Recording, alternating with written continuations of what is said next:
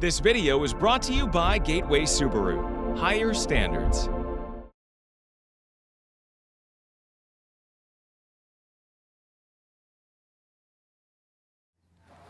Outdoors Delmarva covers everything outdoors, including real hunting and fishing situations involving wildlife. We do our best each and every week to keep it tasteful, but discretion is advised. Now, enjoy the show. This is Outdoors Delmarva, presented by Gateway Subaru. Higher standards. This week on the show, it's a Chesapeake Bay double header. We're going to live line for rockfish and bluefish. There's no time like the fall to head out on the water and hook up some stripers and overgrown snappers. Plus, you've heard the expression, one tough nut to crack. But have you ever looked to see what's actually falling from the trees this time of year? The seeds in this little thing are about almost the size of watermelon seed. We sent Captain Willie out for an autumn scavenger hunt. And the buck stops here. As more deer hunters hit the woods, we'll learn how to really score that trophy rack. Right now on Outdoors Delmarva.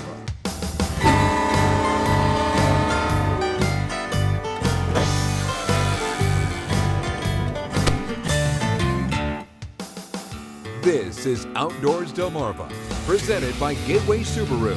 And now, here's Mike Parker. Thanks for watching Outdoors Delmarva. I'm Mike Parker. We'll be checking in with my partner, Captain Willie Dykes, in just a few minutes. Well, folks, there is nothing like the fall season out here on the Chesapeake Bay. I mean, we've been out here aboard the Mary Ann with our buddy Captain Gary Bramble and the crew for a couple of hours here this morning so far. And yeah, as you'd expect, the rockfish are here. But I'll tell you what, a lot of people don't realize one of the side effects of the drought is that less fresh water is rolling into the Chesapeake Bay, and that brings salinity levels up. That really opens the door for a lot of other fish species and a lot of other opportunities for anglers. We're talking about reports of small juvenile red drum, the puppy drum. We've had plenty of trout in these waters this year, but the one we're after today is a classic. It's fast, it's fierce, it's sleek, and most important, it's hungry. We're talking about bluefish. The month of October on the Chesapeake Bay, for one, holds some of the most beautiful sunrises of the year. As cooler air temperatures make fishing comfortable for anglers, a gradual cool down of the water can make it ripe for action. Oh, the fall's the best time. Nice and cool. The fish are coming. Fish are here. Only gets better. Only gets better till the end of November. So it's going to get good. Stay good for a while. Fishing south of Tillman Island around Stone Rock, reports of fishing trips the past couple of days have indicated a spotty rockfish bite, and partly due to increasing numbers of small bluefish. Opportunistic eaters who like to snatch bait up high before a low-lying rock and snag it towards the bay bottom. But with an experienced captain and mate, we weren't looking for excuses. We wanted results. And with the right approach, we should be able to find a mix of both keeper rock and some bigger bluefish. We have live spot.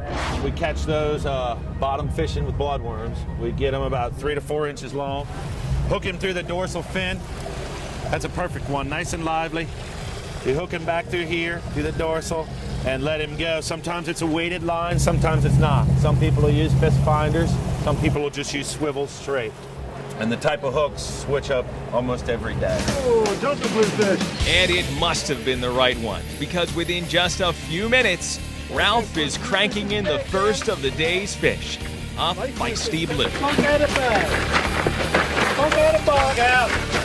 And just like we wanted, we've scored a mixed school of blues and rockfish. And with each cast, our initial catch is nearly a perfect 50-50 split between the species. Six. Yeah, it's something a little different, gives a lot of action for people. You know, bluefish, and a lot of people like the action, and they're a little toothy, you lose your bait a lot, and break your line off. Everybody seems to have a good, they jump, and everybody has a good time, catching them. So live line is a good thing. Once you catch a rock, gives people some extra entertainment. I don't think I caught the most bluefish here today, but I do have one thing going for me. I haven't been bit off once. Wow. So I consider that kind of lucky here when you're trying to catch these snappers. Chomp, chomp, chomp, chomp, chomp, chomp, chomp, chomp, chomp. But after an initial blitz, the longer we stayed anchored up here, the ratio is beginning to lean more heavily in favor of the Blues. And while acceptable, it's not the plan. And after moving to another location and away from the crowd, we are back in business. There you go, buddy. And now loading the cooler with more rockfish, quickly approaching our daily limit of 2 per man. But we got them on, we get a lot of bite-offs and changing lure, changing hooks and changing leaders and everything. We went to a heavier leader, try to keep the fish on longer. Had some people trolling around us. They didn't seem to be doing that well. So I think we probably did the best of anybody out here. We caught a lot. And at this point, what seems like a bonus, all the while continuing to land bluefish after bluefish. Some with spectacular splashes, and the trademark fight that keeps sport fishermen coming back for more. We did good. We caught a load of bluefish, a few rockfish. Did good. With our limit of rock to take back to the docks, and enough blues to keep Jeremy busy on the short ride home, it's been a true fall double-header adventure. A mixed bag of Chesapeake Bay species, but no mixed feelings here. No, it's been another great one, fishing aboard the Marianne. Get outdoors, Delmarva.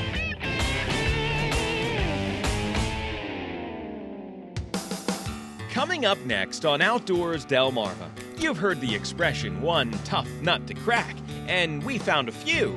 Captain Willie takes a stroll to discover what's falling from local trees. But first, did you know? If you think the moderately sized bluefish we caught while live lining with Spot on the Chesapeake were good fighters, imagine what the big ones can do. What's the North American record weight for a bluefish? The answer when we come back. You're watching Outdoors Delmarva, presented by Gateway Subaru. Higher standards. Sponsored by Ocean City Tourism, Shorts Marine, Shooter's Choice, and Goody's Marine.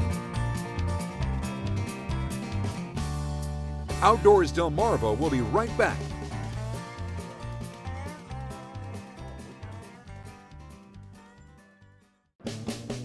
Did you know?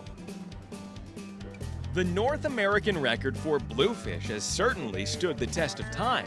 Back in 1972, angler James Hussey hauled in this 31-pound, 12-ounce bluefish at Cape Hatteras, North Carolina. Did You Know is sponsored by North Bay Marina. Thanks for watching Outdoors Delmarva. I'm Captain Willie Dykes. You know, autumn is harvest time on the fields and the farms here on Delmarva, but it's also harvest time in the forests. I'm here at Trap Pond State Park near Laurel, Delaware with park naturalist Will Koth, and he's going to show us what we're harvesting this time of year in Delmarva's forests. Okay, Will, show us a couple of things we're going to be looking for when we get out in the forest. Okay. The animals have a huge choice of different stuff that falls from trees. We've got the pine cones, some different tree nuts. This is a beech nut, and some of the little nuts that are inside of it.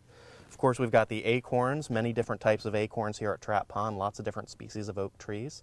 We've got the hickory nuts, a lot of hickory trees here at Trap Pond. We have a black walnut, and then a little fruit called a persimmon. If you get in an area with leaves, you'll see where the squirrels have been digging. Yep, right in here. Yeah.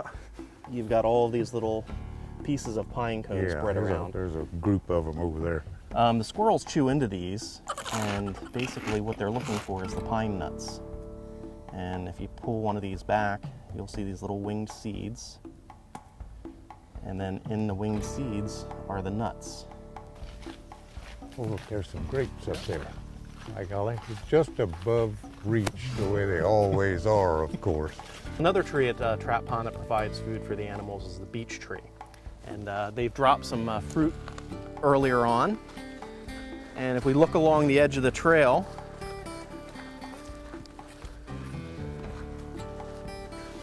you'll notice there's a lot of little seeds, and these are from the beech tree. Now these have been broken open from the triangular things, yeah. About what time of year do these ripen and fall? Normally right around mid-September or so. So if you look around, dead trees provide food as well. And what happens is we've got the mushrooms popping up off of dead trees here. What sort of animals eat these things? Small rodents, so the white-footed mice, the meadow voles, squirrels, deer will eat mushrooms. A lot of different animals will take advantage of those. What do we have here, Will? This little guy right here on the forest floor is called a partridge berry. And you'll see the green leaves. These little leaves remain green throughout the winter. And the little red berries will stay persistent throughout the winter as well. All winter long? All winter long. Even after a snowfall, animals can dig underneath these. You can still find these little red berries throughout the floor. It's funny when people ask you, what are the edible plants in the woods? You pretty much have to say pretty much everything. Yeah. There's very few things that aren't edible. This is a red maple, but just like it's relative to sugar maple, it's got a lot of sugars underneath the bark. So we've got certain animals that'll chew and take advantage of those sugars as well. One of the ones that we have, especially right close to the pond, is the beaver. And a lot of times people see the beavers chewing logs. That's what they're doing. They're chewing to get those sugars in the sap. This is a tree that a lot of folks are familiar with. This is a hickory tree, and I think Captain Willie's picked up one from the ground, a hickory nut. Found the nut here. All the nut meat is dried up, and this one's not a good nut, but you can see from the point of my knife here, see how thick the wall of that shell is.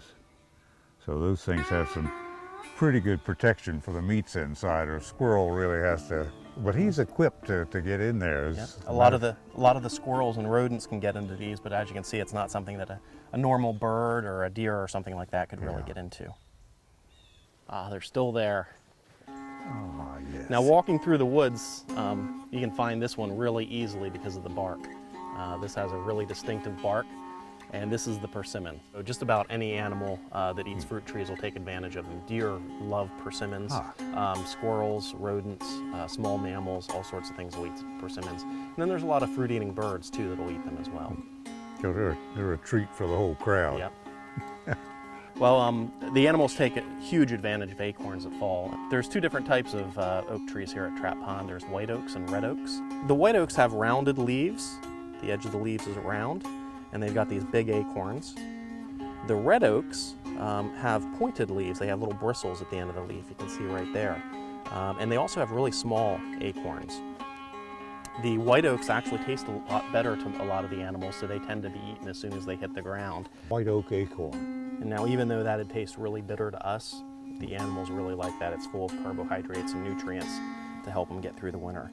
Well, Will, it really is amazing the amount of food that's just literally falling from the trees and lying around on the ground this time of year. Thanks a lot for showing us around. That's my pleasure. Remember that in Delaware state parks, any of these wild foods are for the exclusive use of the creatures that live there. So please leave them where you find them. Coming up next on Outdoors Delmarva, as more deer hunters hit the woods this fall, the buck stops here. We'll learn how to really score those trophy antlers. You're watching Outdoors Delmarva, presented by Gateway Subaru. Higher standards.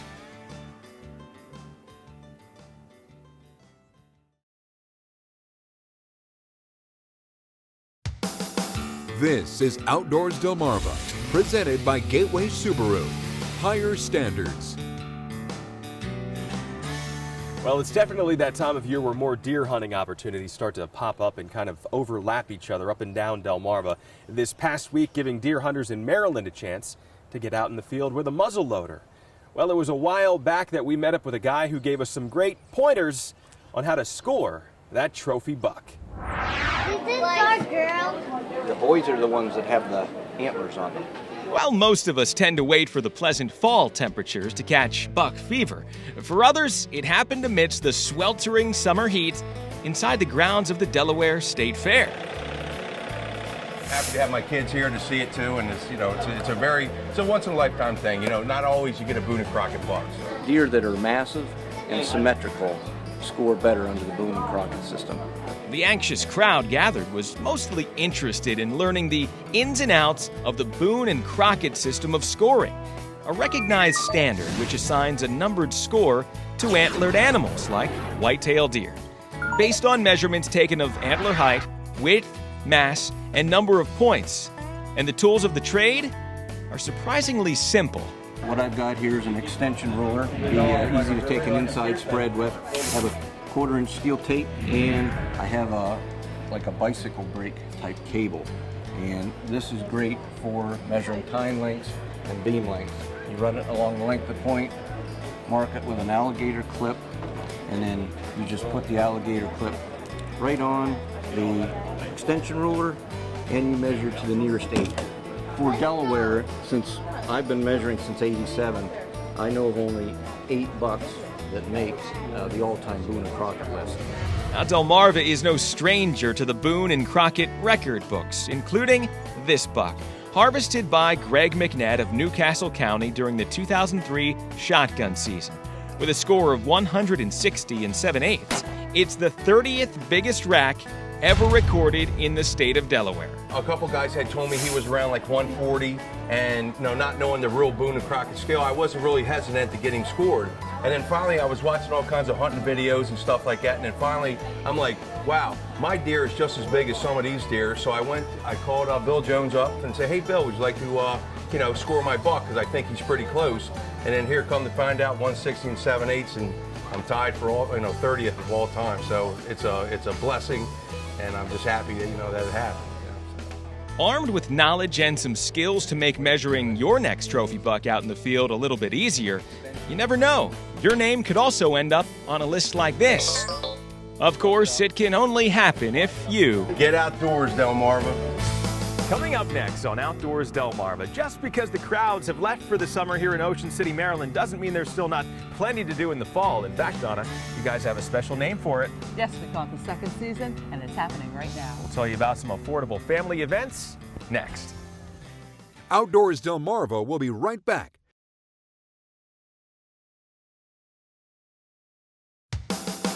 This is Outdoors Delmarva, presented by Gateway Subaru.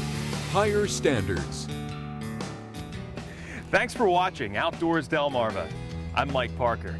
Back here this week in one of our favorite places, Ocean City, Maryland. That seaside family resort right here in our own backyard. Great to enjoy in any season, including the fall season. It's cooler, the crowds are gone, and as they call it around here, really, the second season. Joining us right now is Donna Abbott with Ocean City Tourism. Hey, Donna. Hi, Mike. Welcome to the beach. Yes, this is a great time of year. Actually, the second season is, I would say, probably the locals' favorite season to be in Ocean City. And we're inviting everybody down this year to have some new events to experience here at the beach. Speaking of new events, you go to ococean.com and you can find a whole list of things happening within the months of October and November, including a little event you guys like to call OC-Toberfest. That's right, this is brand new. So this weekend, October 20th and 21st, as well as October 27th and 28th, there's a giant beach maze that's going to be out here. It'll be fully decorated by then. October 27th, we're going to have a great pumpkin race. So lots of new things going on here in Ocean City in the second season. And one of the best parts about the fall in Ocean City, hey, feel free to bring the pets. I'm also thinking about surf fishing and big rockfish. A great time of year to fish. There you go. I mean, it is, really. The beaches are wide open now. You don't have as many sunbathers. The surf fishermen go out there and the fish are running, I hear. And Mike, this year we've got another new activity coming. We have carriage rides, horse and carriage rides downtown here in Ocean City, starting up now, going through the winter on Friday, Saturday, Sunday. Can't wait to try that out. Well, as much as there is to do here in Ocean City in the fall, soon those temperatures are going to drop. It's going to be winter. Still, though, plenty to do. Why don't you give us a preview? Well, before you know it, fall goes and we have winter and Winterfest here in Ocean City. It's a great event. It's been happening for 20 years now. Northside Park is all decorated. There'll be decorations all over. You said it. If you're looking for affordable entertainment, lots of free events, deals, and discounts, take the short drive to this beautiful backyard family seaside resort, Ocean City, Maryland. The second season is happening right now. And we'll be right back. Coming up next on Outdoors Delmarva, your latest viewer videos and pictures. Outdoors Delmarva viewer pictures are sponsored by Shorts Marine.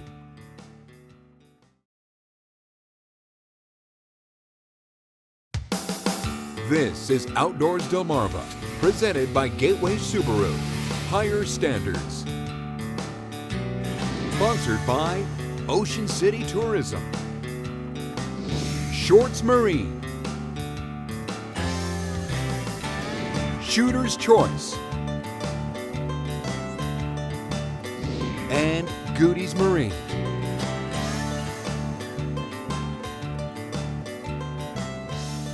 Mike, there's no doubt that the fall season is a very special time of year. And if you look closely, you can see changes in just about everything around you. Yeah, even if you just look in your own backyard this time of year, Willie, with the temperatures getting cooler, you can even see nature really at work in animals. Yeah, a few times each year we like to pay a visit to our friends over at the Salisbury Zoo, and although visitation tends to slow down a bit when the summer ends, this autumn season might just be the most educational time to stop by. As temperatures cool and surroundings change with the seasons, so do the natural instincts in both the wild and captive animal populations. Well, yeah, you'll start seeing some of those changes. The bison, for instance, as the fall progresses, are going to get woollier. They'll get their secondary winter coat. The deer will get a little bit fuzzier. The wolves might get a little bit fuzzier. Just the wildlife that we have around here, chipmunks are running around collecting whatever nuts they can find and acorns and things like that to get ready for the winter. Squirrels up in the trees also. So, we provide our animals food every day so they don't have to worry about caching food. But you can see a lot of activity. Different ducks will visit on the river. A lot of activity not only with our collection, but like you say, the animals around us too. So if you're looking to see nature at work, don't forget about our friends at the Salisbury Zoo this fall. And now on to those viewer videos and pictures. The duck hunters are beginning to show up in force, as Maryland's opening day last weekend was a good one for Paul Bianco from Chestertown. He posted this picture of a pair of wood ducks on our Facebook page. Joey Melvin from Milford led a youth hunt in Delaware and says young hunters Wesley Humes, Cale Betts, and Chris Brown had a great time hunting in Kent County. And here's something we love to see all year round, trail cam pics. Let's start with Matt Walls from Easton, who's got some doe showing up by day and some raccoons hanging out on the corn pile at night. And Howard Eaton is spotting some small bucks around Cordova, building up those reserves by hitting the salt and mineral blocks. Well, we love sharing your outdoors videos and pictures here on the show, so please keep them coming. Just email me at mparker@wboc.com. And make sure to like us on Facebook too. And you can post your videos and pictures right to the Outdoors Delmarva Facebook page. Well, Mike, there are a lot of deer hunters out there, and as you've seen, there's still a lot of action going on the water. So if you guys have any adventures, make sure you share them with us. Yeah, we look forward to seeing them here on the show, and enjoy the fall and that ever-changing fall foliage. It'll be gone before you know it. Until next time, for my partner, Captain Willie Dykes, I'm Mike Parker, reminding you to get outdoors, Delmarva.